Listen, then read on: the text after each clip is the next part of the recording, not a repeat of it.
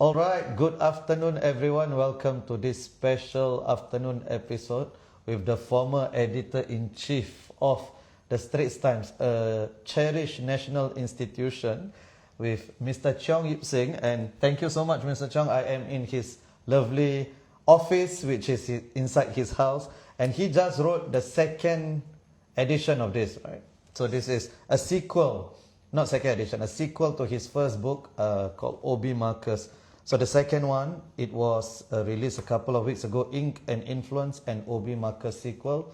This week it was on the Straits Times bestseller list, so congrats, you're a best-selling author again. And I just finished it, literally, so I was reading it, but I finished it just now, and it is so readable, and I urge every Singaporean to really read this, and you will get some nuggets, some gems inside there. And so, Mr. Cheong, maybe we start with, how has the reception been to your book? Has anybody from the government called you? Or Nobody from the government has called me.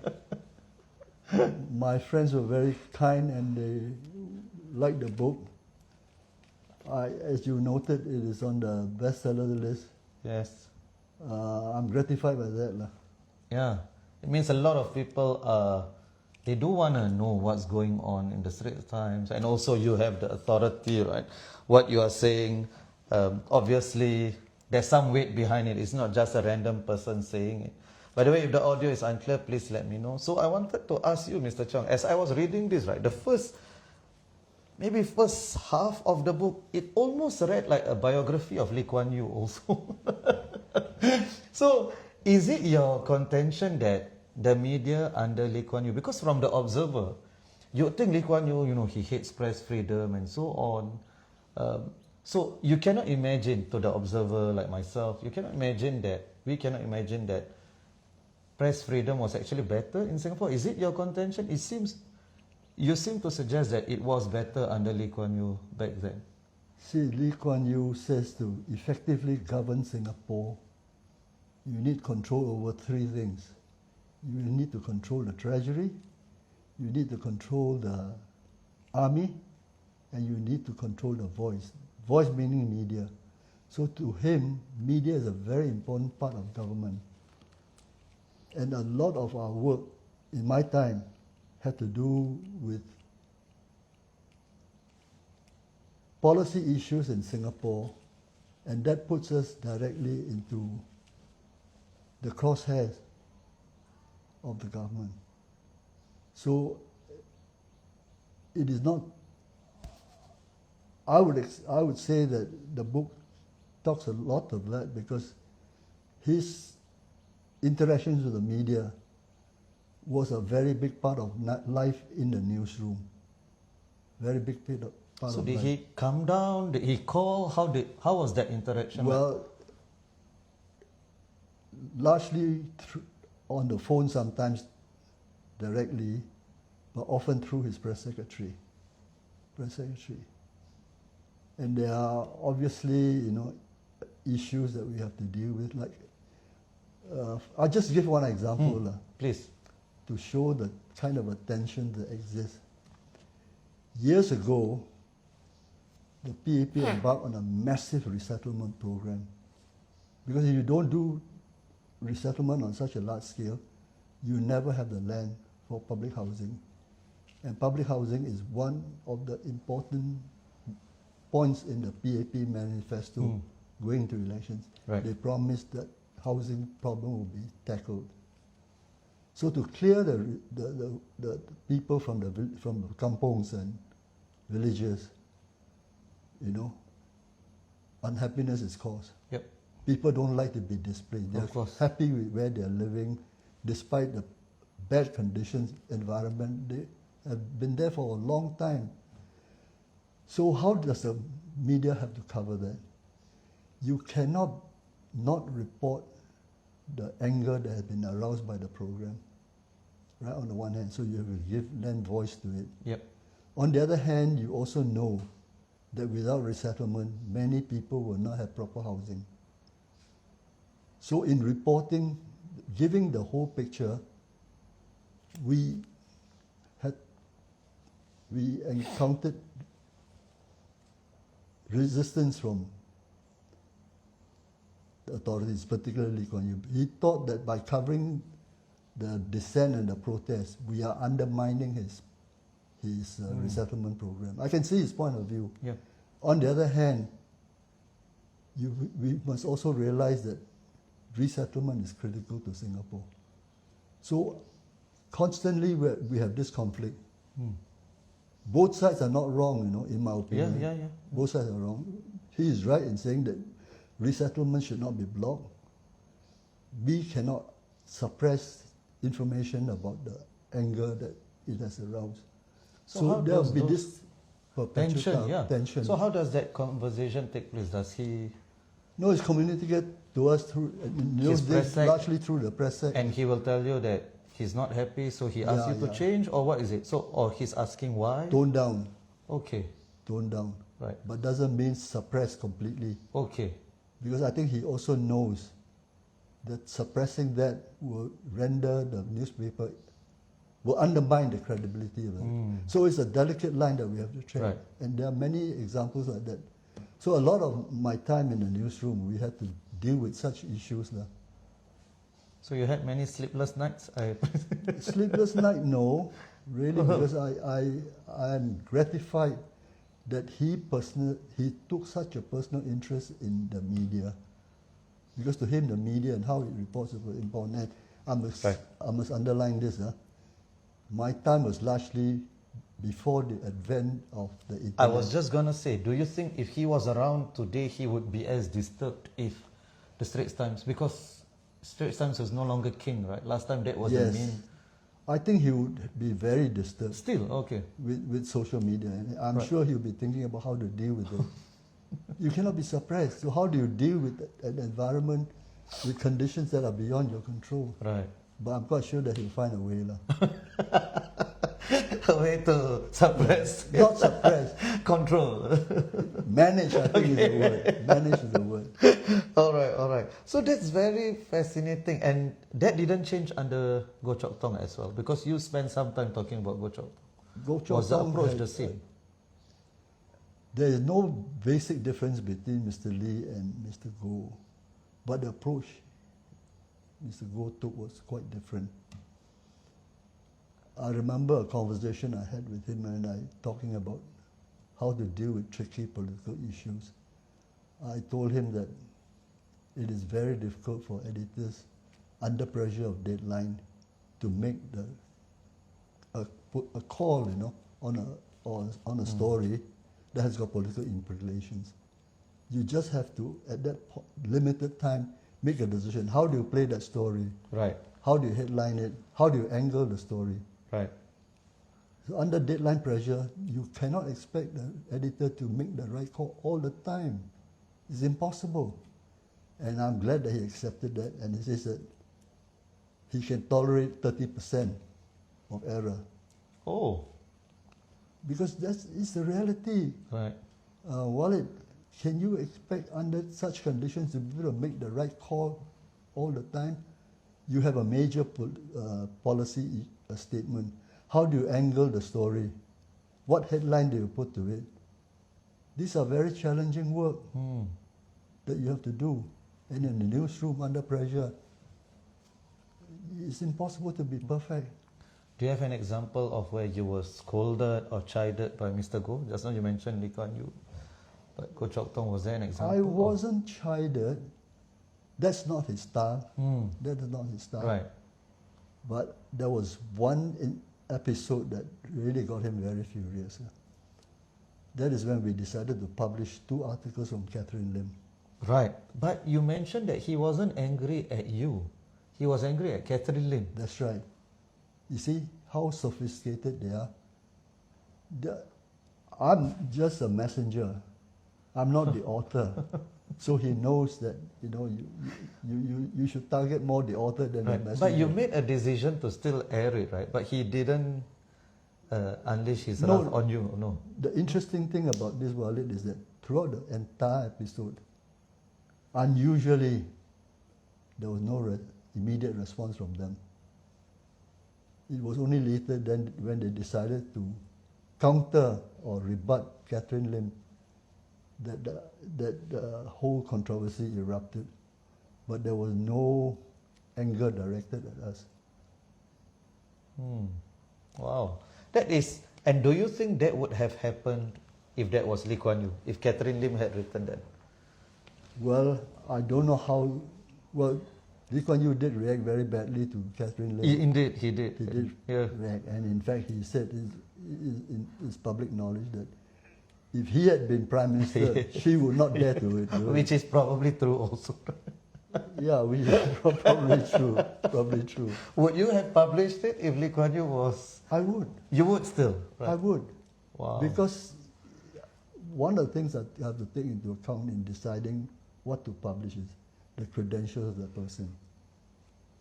I see in her somebody who's not stupid, who's got a point of view, who writes very well. She writes super. And she also so good. expresses an opinion that is popular among her circle. Yep. And that circle is a constituency that the Straits Times should not ignore. Yeah. We should not ignore. They may be in a minority, but they are part of the Singapore society. In my view, it's wrong to shut out their voice.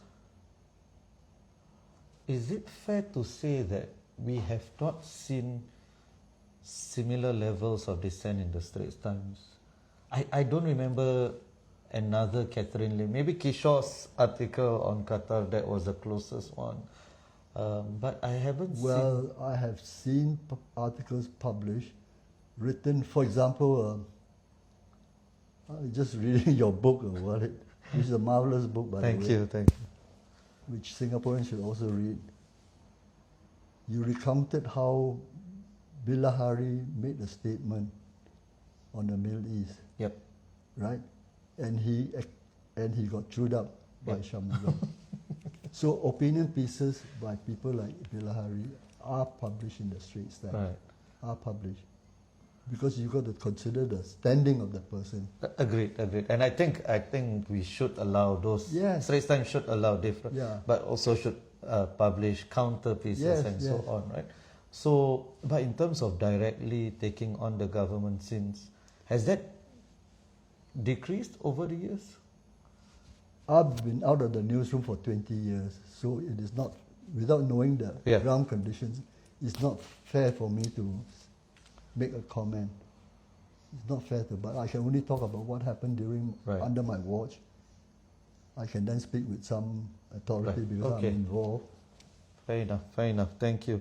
So you mentioned also, and this also goes back to a larger Singaporean issue, I think, about how we think about LKY. And I think as a society, maybe we haven't really reckoned with the full legacy of Lee Kuan Yew. I think it will take some time, for us to really discuss and debate his legacy.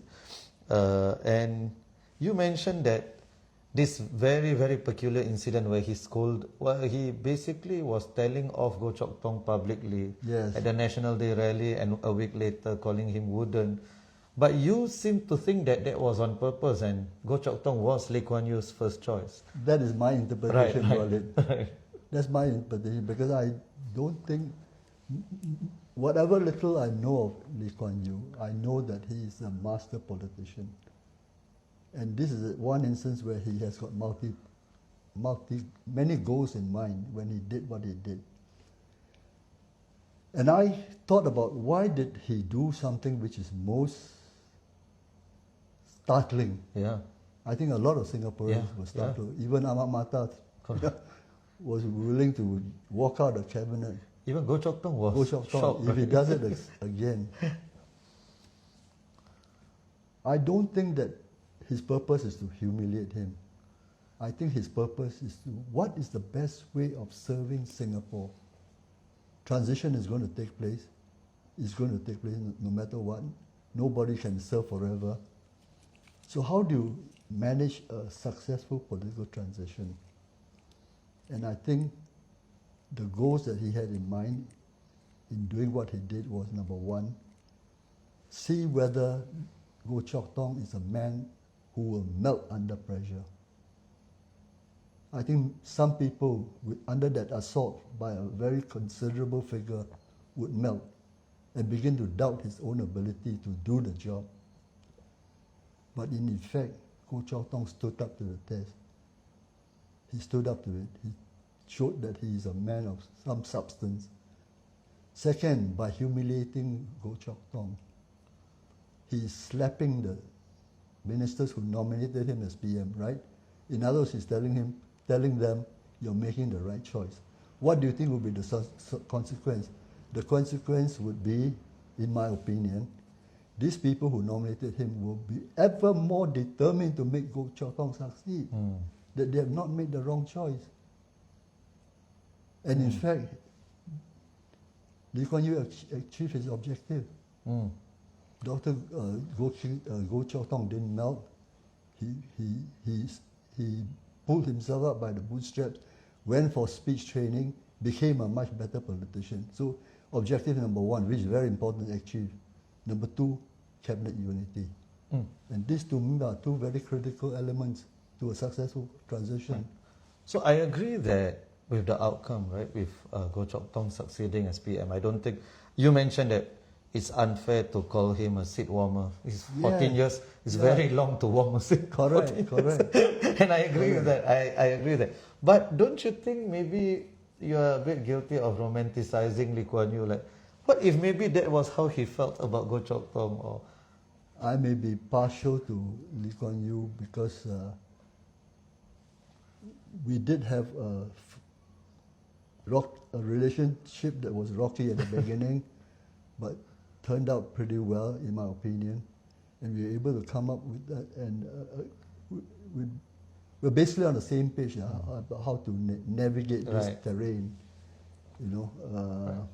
So you will always be kinder in interpreting his actions. And as I said, you know, you look at Singapore today, the position that Singapore is in: stable government, strong civil service, strong army, and massive reserves. Not many countries are able to do that. Not many people are able to do that. And the basic policies are really his policies. So if I think this way of him, I don't think I'm reflecting an individual opinion. Right. I think the best evidence of this, Walid, is the day of his funeral, when his cortege was passing along the streets. In fact, down what street is that? Buona Vista, I think. On the way to the National University. You know where the railway track is? Tens and tens of thousands were on the streets in heavy rain, crying. That's the verdict of the people. I always so I'm not being I'm not being a psychophone. Right. I think I reflect the views of many Singaporeans who think that he's done a lot for Singapore. You may disagree with his methods, and you are right to disagree with some of his methods, but the results speak for themselves. I think you're right. That example, you know, if somebody wasn't familiar with Singapore and they came on that weekend of Lee Kuan Yew's funeral, they would think this is North Korea and this was orchestrated, but it wasn't. It wasn't orchestrated. It was spontaneous. That's and right. outpouring of support and grief by Singaporeans. So thank you for that. And you mentioned the word psychophone, right? And you mentioned that Lee Kuan Yew said that he doesn't like sycophants. And because a psychophone is of no use to him. Right. Supposing you have a paper that is like the People's Daily in Singapore, I don't think he will see in that product something that is a plus for Singapore. I think he will see that as a disservice to Singapore. Do you think all politicians in Singapore share his understanding of that? Comes from a very astute understanding of politics, right? Yes. That I don't want the Straits Times to be super critical, but I need them to have credibility. So they must maintain that. And it's a very delicate balance that we have to make. As I mentioned to the Chao Pao reporter who came to see me, I gave this imagery. Imagine the Straits Times as a raw egg in the palm of the hand. If you squeeze the egg too tightly, control Yeah. the media too tightly, what happens to the egg? It's great. You break. If your fingers are too loose, meaning more liberal, what happens? Drops. It will drop. So it must find a position that is comfortable to both parties. Both the egg and the palm of the hand must be comfortable. The relationship must be a comfortable one, respecting each other's needs and position. Okay. I mean, you already said that you cannot comment on the inner workings, but as an observer, reading Straits Times every day, Yeah. do you think that relationship still holds, or? Well, I can only make this observation based on inadequate knowledge. Right. I was very fortunate about it because in my time, the Straits Times were making a lot of money. Right. And I could spend a lot of money recruiting talent. And I had a bunch of colleagues who were really outstanding Indeed. journalists. During your time, you had I had so Patrick many. Daniel, I had Han Fuk Kwang, Zuraida Cherian, Bertha. Warren. They were a great bunch of people, Yeah. and they were publishing pieces sometimes which were critical of the government. Cherian George pointed out in his podcast, he wrote a book called The Air Conditioned Nation. Yep. Most of the material in that book were from columns that he published in Yep. the Straits Times. That means the Straits Times were publishing that type of material because we had talented people who could write such articles. And he mentioned, which you quoted in this book, that the editors, people like yourself, actually shielded the journalists That's my job. That's my job, because as I told, this is my response to them, meaning the government, and to my chairman, Lim Kim San. I said that if we exercise too much control over our talented writers, what do you think you will do? We'll drive the talented away. And when you have talented people leaving the newsroom the paper will suffer. And that's an argument that they accept. That's an inconvenient truth. I've interviewed Bertha and Prof. Cherian, all of them. All of them say the same thing as you. All of them said that Straits Times and journalism was much better back then, and editors were willing to stand up for them. As a younger person who probably missed those days, right? I didn't see. It's a bit difficult to imagine that the journalism scene was better under Lee Kuan Yew, who has overtly said that, press freedom, the Straits Times must be a partner in nation building, and so on. But it seems to be the case, right? So what happened along the way, do you think? Other than technology, of course. Technology has rendered a lot of mainstream media less relevant. But do you think anything else has happened, or that's the main thing? In my time, my interactions were largely with Mr. Lee and Mr. Goh. And from them, I got a lot of understanding for the things that we did. Although I accept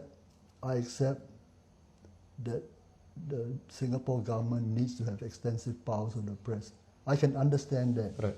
Whether or not I agree is another matter. Yep. I can accept that because I grew up under a very different Singapore.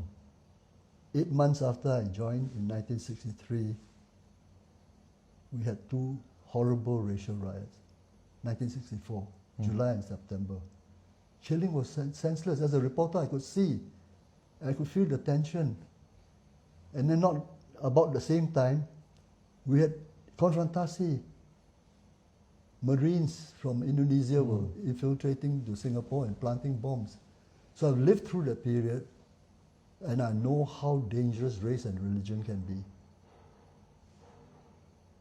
So that, to a large extent, shaped my outlook on how the paper should be dealt with. Right. So you always agreed with Lee Kuan Yew that Straits Times is a partner in nation building, not a check and balance of the government. No. I prefer a partnership rather than check and balance because it's an unlevel playing field. Why? They have all the information. Right. I don't have all the information. Right. But I do have something which they may not have adequately, and that is finger on the pulse Right. of public opinion. That part I have. I'm more sensitive to it because we are closer to our readers.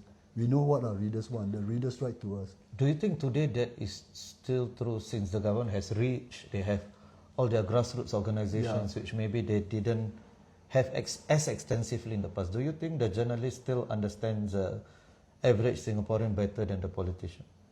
That question I cannot answer because I am no longer in the newsroom. So is the journalist supposed to understand the average Singaporean better than the politician? If the journalist doesn't understand the people that they are providing a service to, they don't deserve to be a newspaper. Right. You must have your finger on the pulse. Right. I just give you one example. Years ago, Lee Kuan Yew, worried about the shrinking talent pool, introduced what is popularly known as a graduate mother's policy. I could see in the newsroom how that policy was hated. And the opposition came largely from the women the policy is benefiting. Right. And I knew that the public had very, very strong feelings about this. So we opened our forum page, which is normally one page. We gave 2 pages to letters that flowed into the newsroom condemning the policy. And you know what? Not a word of this protest from Lee Kuan Yew. Really? Or the government. Oh. He knew that this is the public opinion that he cannot ignore.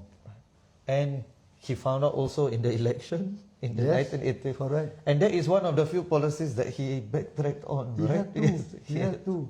Because there's no popular support. Right. Although, in my opinion, it's not a wrong policy. Really? You think so? I don't think it's a wrong policy, but you got to take into account people's feelings. Policy affects people, and people have feelings. They feel that it's an injustice. Right. They may be the beneficiary, but it's an injustice. Yeah. So I was born in 1985, so at around that time, as you know, also lower income Singaporeans were given incentives to sterilize themselves. That's right. And I consider that to be like one of the dark moments, because if my mom had taken that up, I wouldn't have been born. Yeah. So, you talked about Operation Cold Store a lot in the book, right? You spent some time. Yeah. But some people have asked in my DMs, why didn't you talk about Operation Spectrum, which was during your time as well? And what was the relationship? Was that also a time where you said, okay, I don't have the information, as you said, and I am a partner in nation building? Or how did you navigate that? Number one, as I said, the playing field is not level. I don't have access to information that he has. So I got to bear that in mind, this serious handicap. Yeah. But I'm also aware that many of the people who were taken in were Catholics. And I know from casual conversation with friends and listening, I'm a Catholic. Right. I know some Catholic friends who feel that some of the Catholics who were detained were actually basically social workers. Yeah. They had no political agenda. Right. It was about social justice, nothing social about justice. subversion. Yeah. So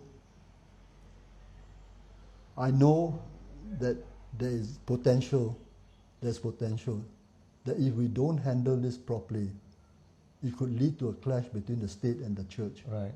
And that will bring disaster to Singapore. A conflict over religion will be seriously damaging, Right. fatally damaging to Singapore. So I got to take that into account. I got to play it with some restraint. I got to be aware about the dangers that are ahead. So practicing the kind of journalism that some people in the West talks about is one thing, but I have to live with the consequences of what I do. Right. Because at that time, the Straits Times still has a lot of influence. Right. The internet had not arrived. Yep. Our circulation was very high. People depended on us a great deal. So we had a lot more influence then. So when you have influence, the greater is your burden. You got to exercise that with some responsibility, some restraint. So Because we are Singapore is a delicate flower, Yeah. Walid. Which you mentioned as well, Sri Lanka, you spent some time on it as well, and I think that is indeed a cautionary tale. Right? Yeah. So your consideration at that time was primarily it was national interest and you didn't want the church and state to clash? Yeah. And so what about the 22 activists and those who were detained? How did you see, was it important for their stories to be told, or what Well, when they spoke up and recanted, Yeah. took back what they said, Yeah. their press conference was covered. Right. We didn't black them out. Right. We didn't black them out. So you have no problems covering that Of side? course, Yeah. of course. Right. Because this is happening. It's a fact. You can see it with your eyes. So I mean, this is a bit unrelated, but thank you for sharing also. I mean, you mentioned also that you're a Catholic, and personally, how did you feel then? Was there that pull then? Were you conflicted? I was conflicted because I was also sympathetic to some of the stories, personal stories I hear from church, Right. people in a church talking about, hey, I know this guy, I don't think that he's a Marxist. Right. He's actually a do-gooder. Right. But as I said, my disadvantage is I don't have the information that the Right. government has. So I'm disadvantaged. Okay, thank you. And I guess that will always be the case for any security arrest, right? Yes. In Singapore. Yeah. The main reason, I guess, the PAP is trusted by a lot of people when it comes to security arrest. So which is why, since the Marxist conspiracy, I think that was the most maybe controversial ISA usage. But since then, Singaporeans have accepted the ISA as a part of life, right? Oh, it's a part of life in every country. Right. There's a famous example outside Singapore. When Saddam Hussein was accused by the Americans of having weapons of mass destruction, the media was really depending on the information Yep. that the CIA generated. Yep. They had no access, so they bought the line. Right. But the line turned out to be wrong. Yep. Turned out to be wrong. Indeed. So I interviewed. Sorry, please, carry on. Carry on. You see, this story may not completely go away because there are still people with lingering doubts about the whole operation. Oh, you mean a I'm spectrum? talking- and books are now being published, right? Books are being published. I see in our young Singaporean writers who are writing fiction, by the way, but you know that they are attacking the ISA, Internal Security Act. So I think the mood, Singapore is maturing. Yeah. There's a bunch of people who are beginning to think longer term, not of bread and butter, Right. but what is the kind of country we want to live Right. Right. in. And they're articulating their views in the fiction, in the articles, in plays, in theatre. Yeah. Thank you. I agree with that.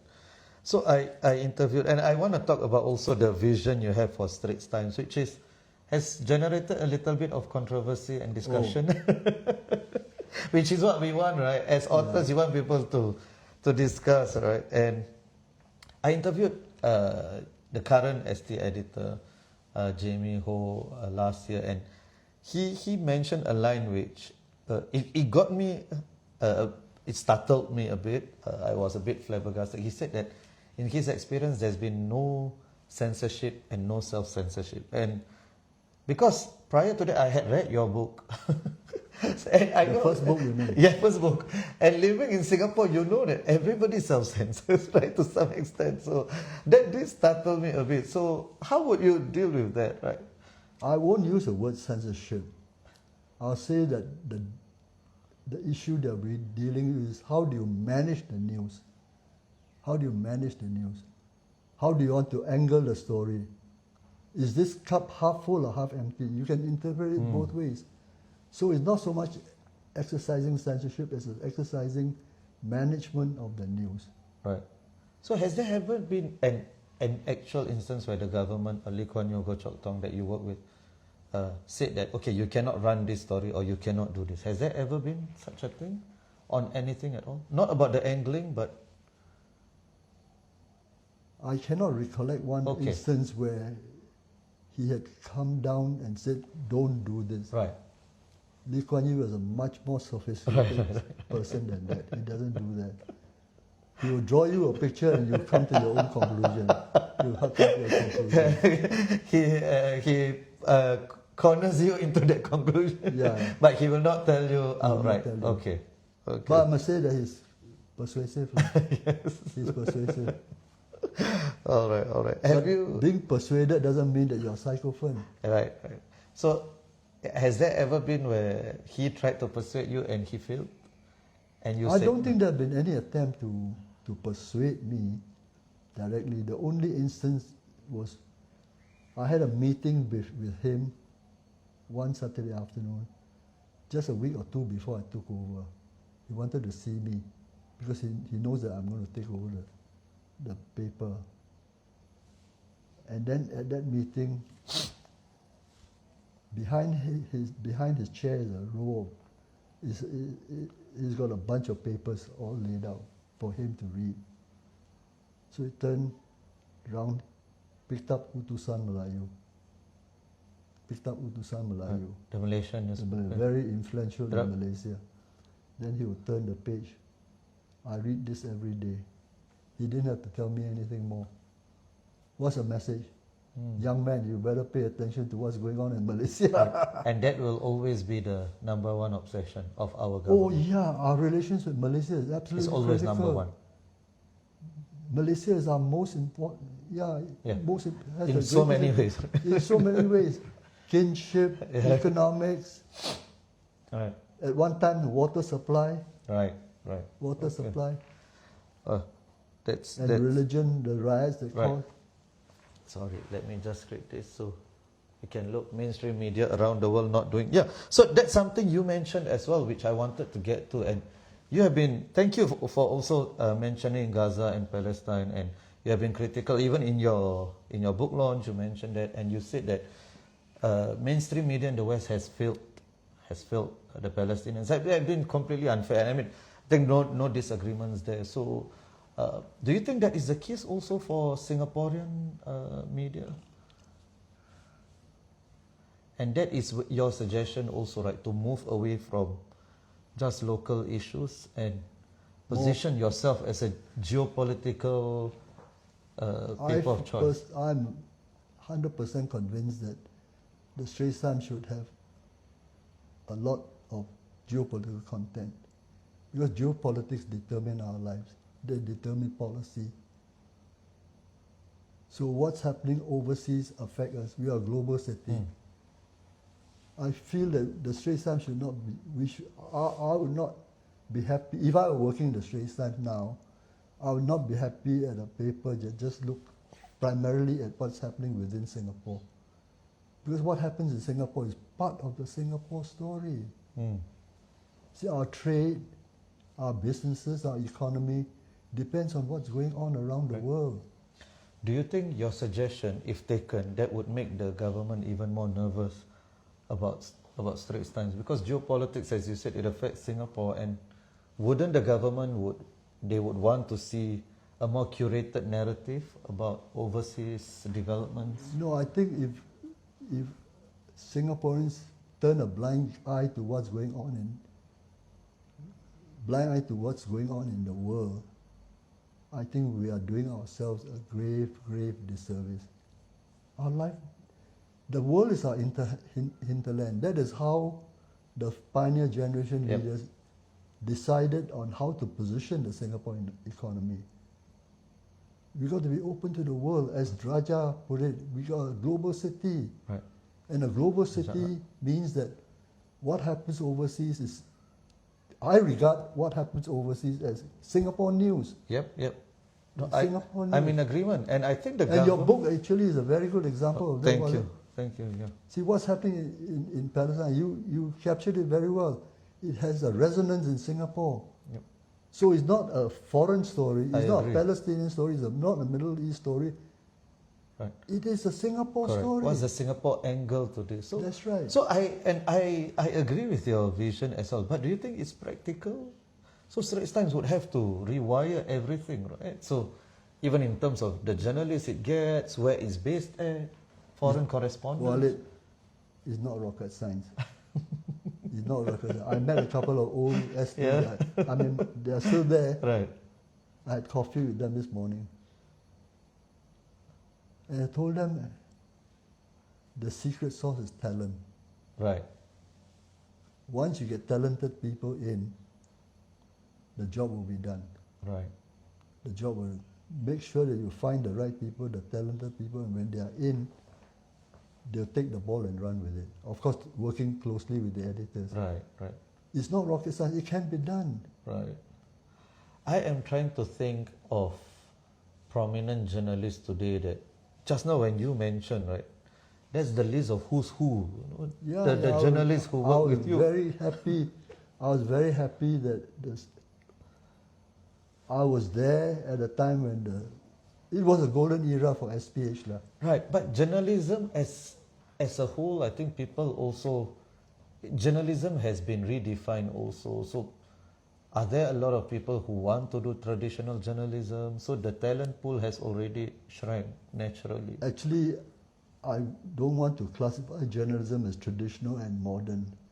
For me, good journalism is good journalism. Wow. No such thing as modern or... Right. Whatever the platform, the principles are the same. You've got to get the facts accurate, and you've got to have people who are qualified to analyze. Right. Whether the analysis is right or wrong, that's another matter. But the newspaper should provide a forum for people who's got some standing to share their views. Right. So you think it's very feasible for Straits Times to move in that direction if it wanted to? Of course. Okay. And that would mean that the Straits Times would depart from its 200-year history, right, as being... Actually, one of the strengths of the Straits Times are old, and this is when soon after I joined, even before, one of the strengths of the Straits Times is the space that it gives to foreign news. Right. Not many local newspapers give that type of space to foreign news. Many of them concentrate on domestic affairs. But from the time I joined, or even before, a lot of pages were devoted to foreign news. No doubt they didn't come from our own journalists, but they're from Reuters and AP and so on. Because the editors before me knew that what happens overseas affects us. Right. Thank you. So you mentioned the anecdote in your book of Lee Kuan Yew. His first meeting with you already talked about Malaysia, right? The message was sent. Lee Hsien Loong, you mentioned that he's one when he was worried about Chinese influence in Singapore amongst the journalists, right? Is that the number one issue now, you think, that the government is worried about? I'm out of the loop. I cannot give you an answer that makes that will be of any value. I'm out of the loop. All right, yes. So, but it does seem that, and that I think is a fascinating anecdote also, right? When Lee Hsien Loong was worried about Cao Pao, seemingly at that time writing pro-China articles. Do you think now, I mean, amongst your friends, amongst people, I mean, you're out of the loop, but you're still very well connected to people, you talk to a lot of people. Is there that disconnect between the state and society, where that Singapore is, of course, Singapore is neutral, but seems like we are more aligned to America, maybe not officially, but unofficially. But society is more skeptical, or becoming more skeptical of America, and therefore other power centers will be more attractive, including China. Do you think that is happening? You see, I start from this point. Look at the makeup of Singapore. 75% or 70% ethnic Chinese. From the beginning of our nationhood, there's a suspicion amongst our neighbors that we are third China. And that's the reason why I wrote in that chapter on China the experience that Lee Kuan Yew had when he went to China. Because the Chinese were calling us kinsmen. Yeah. And Lee Kuan Yew had to say that we are not your kinsmen, we are Singaporeans. And in his delegation, a multiracial team, I think Ahmad Mata was there on that trip. It's very important to emphasize to the world that we are a multiracial country. We are not a Chinese nation. We are not a Malay nation. We are not an Indian nation. we are a multiracial Singapore nation. And I recall that because I fear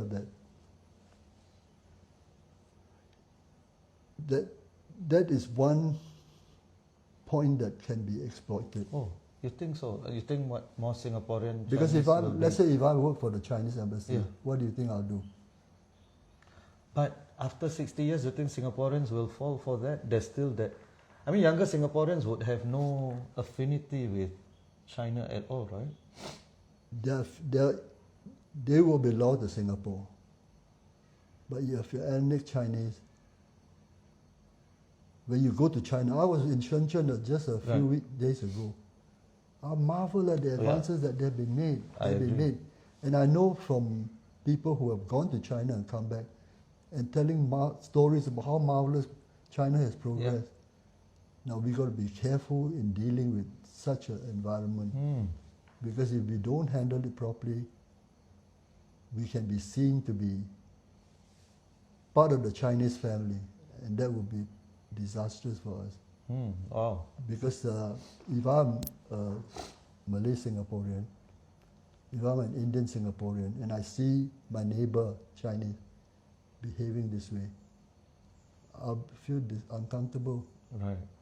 I'll feel uncomfortable. So I always believe that Singapore is we are a very delicate flower.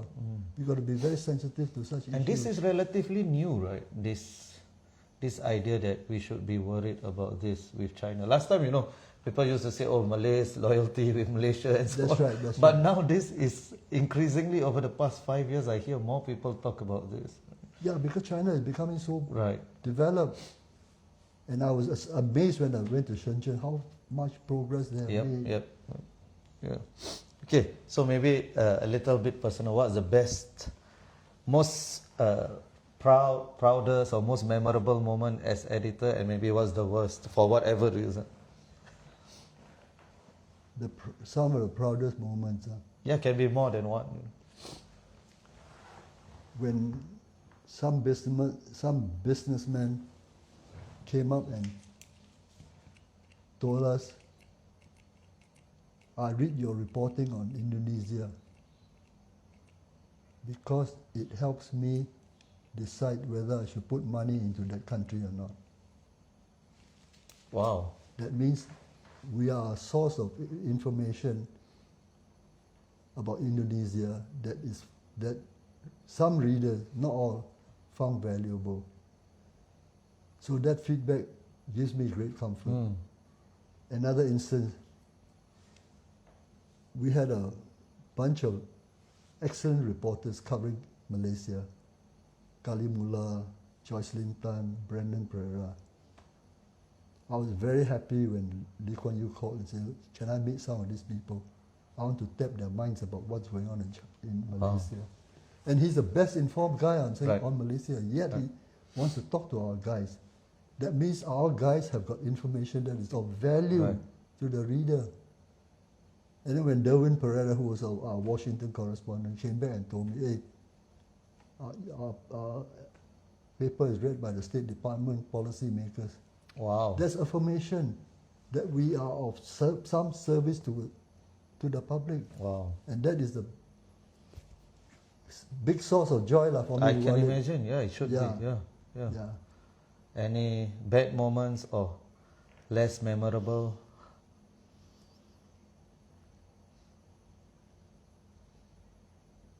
Well, this is it's not a very significant event, but it stuck in my head. My first encounter with Lee Kuan Yew. I said something that provoked this comment from him. If you print this story, I'll break your neck. Wow! Why isn't that in the book? I got a scoop. Wow!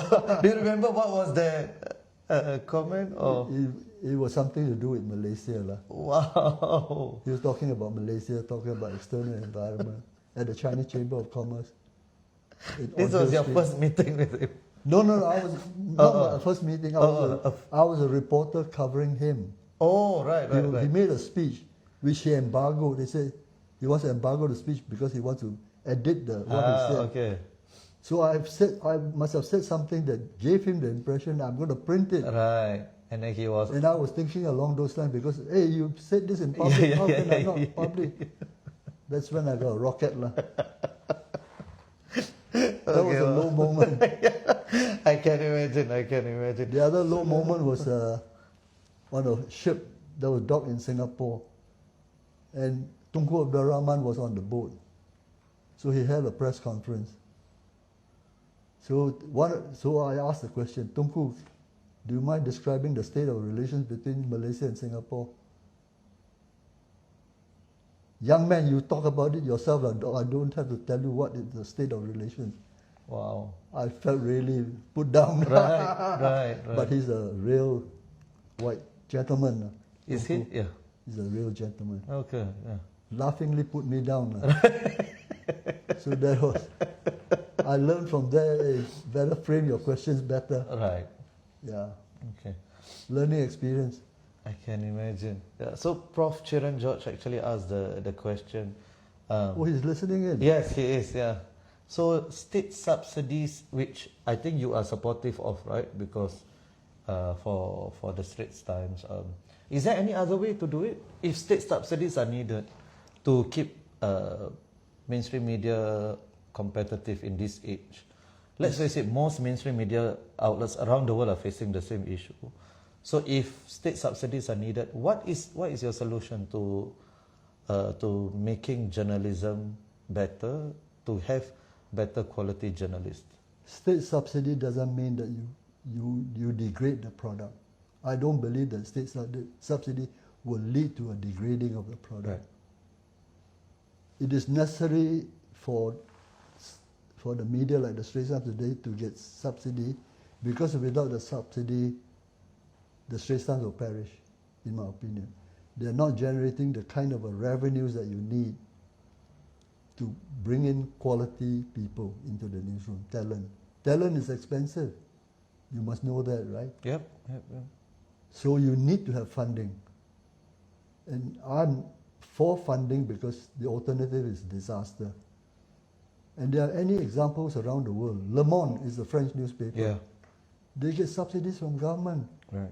So if you buy a copy of Le Monde, you get a tax credit. Yeah. And because Le Monde is distributed by the post office, because France is very big, they get special postal rates for posting the newspaper. And Le Monde, without that subsidy, will be a very different paper. Right. So your number one thing would be money to attract journalists? Yes. Good journalists, good editors? And they must be given scope to practice their craft. Okay. And the editors must do their utmost to work with them and protect them when they're under fire. The second one, who is that on? Is that on the editor or is that on the government? Who would you direct this advice to? I say every stakeholder have to bear this in mind, in my opinion. The journalist, the reader, the government. These are the three big stakeholders. So they must be interested in this. So the government should be comfortable with a few criticisms here and there, right? So that people will not think that, hey, Straits Times, I don't want to read. They only say good things about because if that's the kind of paper you have, you're not going to attract people to join you. Especially, you're right. So even at the earlier, not even at the readership, right? Yeah, you don't even get people you can't get the people in. Come, right. Yeah, okay. So it's all interconnected, all these things. Okay. So if you had one, just to take your brain, sorry, I know we went above already, it's 50 minutes already. So if you had one advice for current and future editors of Straits Times based on your own experience, what would it be? Specialization. Meaning? You must specialize in your subject. I monitor news about the USA very carefully because it affects all of us. The best reading of America I get is from an FT writer called Edward Luce. And the other person that I pay attention to is Tom Friedman. Tom Friedman, when he writes about the Middle East, I take note. You might have read his book called Yep. From Beirut to Jerusalem. Yep. Wonderful book. Right. So why is he somebody people read? He knows the subject inside out. He knows the subject. He specialized. Well, he was specializing on the Middle East, still does, but he's broadened his scope. Globalization. And he's written books. In fact, my wish, Walid, is that we will be able to throw up journalists committed to their craft and so well informed about the subject that they write books about the subject. Wow. That's a kind of a journalism that we should aspire to. Specialization, because in this crowded media, internet world, noisy atmosphere, to be valuable, you must have Right. material that people find value in. So your ideal would be the Malaysian correspondent eventually later on develops enough expertise to Yeah. write a book on Malaysia, and likewise Yeah. for every Yeah. One of the best informed journalists that I had the privilege of working with is Ismail Qasim. He knows Malaysia very Right. well, and he wrote books about it. Right. So when he writes about Malaysia, I pay attention because he knows, he specializes in it. That's very good advice, I think. Thank you so much, Mr. Cheong. It has been It's an been a absolute pleasure. pleasure. Please get this book. A lot of nuggets, though. I wish the break the neck comment would have been in there, but it's okay. We got it. I hope for many more weeks this will be on the bestseller list. Thank you so much. And Yeah, I hope you buy Why Palestine. Yes. Mr. Thank Cheong, you. is there going to be a sequel, another sequel? Give me a break first. Okay, bye-bye. Bye bye.